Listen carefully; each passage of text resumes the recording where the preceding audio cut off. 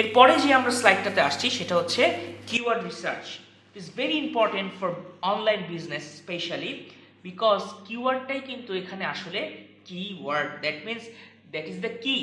So এইটা হচ্ছে কি, আমরা কিওয়ার্ডের যদি একটা ডেফিনেশন দেখি এখানে কি বলছে, keywords are the keywords or phrases which people usually search in search engines।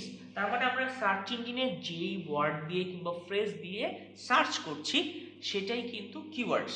এখন প্রত্যেকটা বিজনেসের ক্ষেত্রে আমার এই কিওয়ার্ডসগুলো ইম্পর্ট্যান্ট, মানে আমাকে আগেই জানতে হবে আমার যারা ইউজার তারা কি ধরনের কিওয়ার্ড দিয়ে সার্চ করতে পারে, এবং সেই কিওয়ার্ড রেজাল্ট অনুযায়ী আমার সবসময় টার্গেট থাকবে আমার ওয়েবসাইটটা যেন টপ পজিশন করে Google or any other search engines আমার ওয়েবসাইট যেন টপ পজিশনে থাকে। তাহলে আমার এই কিওয়ার্ড রিসার্চের প্রসেসটা কি হবে? প্রসেসটা এরকম হবে, number one, get keyword ideas. তার মানে আমাকে একটা কিওয়ার্ড আইডিয়া জেনারেট করতে হবে যে কী ধরনের কিওয়ার্ড হতে পারে, আমার প্রসপেক্টিভ ক্লায়েন্টস আর ইউজার্স কী ধরনের কিওয়ার্ড দিয়ে সার্চ করতে পারে আমার এই প্রোডাক্ট কিংবা সার্ভিসটা পাওয়ার জন্য। নাম্বার ওয়ান, এটা করতে হবে আমাকে। নাম্বার টু, আমাকে এই কিওয়ার্ডগুলো থেকে অ্যানালাইজ করতে হবে যে উইচ কিওয়ার্ডস আর বেস্ট। কারণ আমি কিন্তু খুব বেশি কিওয়ার্ডস ইউজ করতে পারবো না।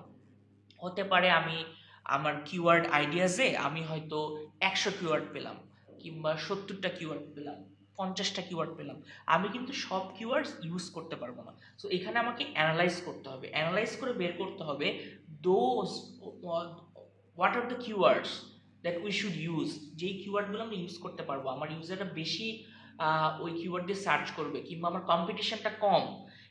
এই জিনিসগুলো অ্যানালাইজ করে আমাকে বের করতে হবে যে কোন কিওয়ার্ড আমি ইউজ করব। অ্যান্ড নাম্বার থ্রি, সেখান থেকে আমাকে সিলেক্ট করতে হবে ফাইনালি যে কয়টা কিওয়ার্ড নিয়ে আমি কাজ করব। সাধারণত আমরা জানি যে ওয়েবসাইটে যতগুলো পেজ থাকে প্রত্যেকটা পেজের জন্য একটা আলাদা আলাদা কিওয়ার্ড আমরা দিয়ে আমাদের অপটিমাইজ করতে হবে। কিভাবে আমরা অপটিমাইজ করব সেটা আমরা সার্চ ইঞ্জিনের পরবর্তী ক্লাসগুলোতে দেখব। আপাতত আমরা দেখব যে কিভাবে কিওয়ার্ড রিসার্চটা করতে হয়। আমরা হ্যান্ডস অন কিছু প্র্যাকটিক্যাল দেখানোর চেষ্টা করছি, যদি কিছুটা আইডিয়া দিতে পারি আপনাদেরকে যে কিভাবে কিওয়ার্ডসটা আমরা রিসার্চ করে বের করতে পারি। তো চলুন দেখি আমরা কিভাবে এটা করা যায়। তার আগে আমার একটা স্লাইড থেকে গিয়েছে, এখানে আমি এইটা নিয়ে একটু আলোচনা করে নিই, তারপর আমরা মনে হয় কিওয়ার্ড রিসার্চে গেলে আরেকটু ভালো হবে। সেটা হচ্ছে যে আমরা যখন এই অ্যানালাইজ করব কিংবা সিলেক্ট করব কিওয়ার্ড, তখন আমরা কি কি দেখব, থিংস টু কনসিডার, কোন জিনিসগুলো আমরা কনসিডার করব। তো সেই জিনিসগুলো আমি একটু আলোচনা করে নেই, তাহলে মানে আরেকটু বেটার হবে আপনাদের কিওয়ার্ড রিসার্চ করতে, আরেকটু সুবিধা হবে আপনাদের। তো কি কি আমরা কনসিডার করব? Number one, understand your customer. মানে আমার কাস্টমারকে বুঝতে হবে, কাস্টমারের পার্সোনা বুঝতে হবে যে আমার কাস্টমারটা কোন ক্যাটাগরি, তাদের এজ গ্রুপ কত, ডেমোগ্রাফিক্স কি, কোন এলাকায় থাকে, তাদের বেড়ে ওঠা কেমন, তাদের কালচার কেমন, এই জিনিসগুলো নিয়ে আমার একটা ক্লিয়ার কনসেপ্ট থাকতে হবে। যদি থাকে তো দেখেন আর কোশ্চেন্সগুলো কি, who they are, what are their goals and intent, তারা কেন অনলাইনে আসবে, কেন সার্চ করবে, and what problem they face, that is most important. প্রবলেমটা দেখা, কারণ হচ্ছে ম্যাক্সিমাম কিন্তু আমার যারা ক্লায়েন্টস কিংবা ইউজার্স থাকবে তারা কিন্তু গুগলে কিংবা সার্চ ইঞ্জিনে তাদের প্রবলেমস নিয়ে সার্চ করবে। তো কী ধরনের প্রবলেমসের জন্য তারা আমার এই প্রোডাক্ট কিংবা সার্ভিসটা নিবে সেটা কিন্তু আমাকে আগেই বের করে নিতে হবে। তো এই জিনিসগুলো ভালো মতো জানা এবং আমার কিওয়ার্ড যেন এই জিনিসগুলোর সাথে রিলেট করে সেটা আমাকে অবশ্যই মেকশিওর করতে হবে। নাম্বার টু, আন্ডারস্ট্যান্ড কম্পিটিশনটা বোঝা কিন্তু খুবই ইম্পর্টেন্ট একটা বিষয়। কারণ হতে পারে এমন একটা কিওয়ার্ড যে কিওয়ার্ডটা সবাই ইউজ করে বাট কম্পিটিশন ইজ হিউজ।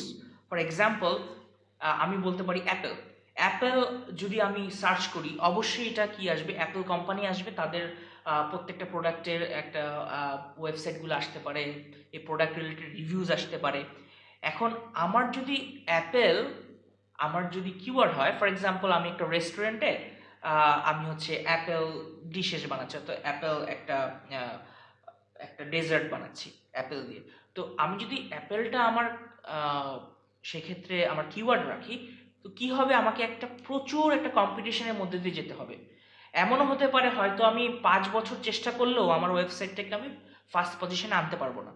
তো সেক্ষেত্রে কিন্তু আমার কনসিডার করতে হবে এমন কিওয়ার্ড যেই কিওয়ার্ডটা দেখা যাচ্ছে খুব বেশি পপুলার না, মোটামুটি পপুলার কিন্তু কম্পিটিশনটা কম, সেটাতে কিন্তু আমার র্যাঙ্ক করাটা সহজ হবে। সো আমি যখন আমার কিওয়ার্ডগুলো কনসিডার করবো আমাকে দেখতে হবে হু আর মাই কম্পিটিটর্স।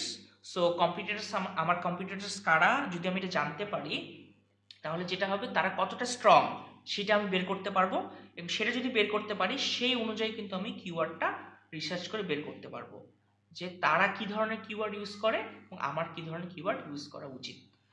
তো আমরা মোটামুটি একটা কিওয়ার্ড নিয়ে একটা ধারণা পেয়ে গেলাম। এখন আমরা একটু দেখবো যে কিওয়ার্ড রিসার্চ করতে কি ধরনের টুলস ইউজ হয় এবং আমরা কি টুল ইউজ করব। আমরা এক্ষেত্রে আজকে আমরা গুগল কিওয়ার্ড প্ল্যানার এই টুলটা ইউজ করব কিওয়ার্ড রিসার্চের জন্য। তো চলুন আমরা চলে যাই।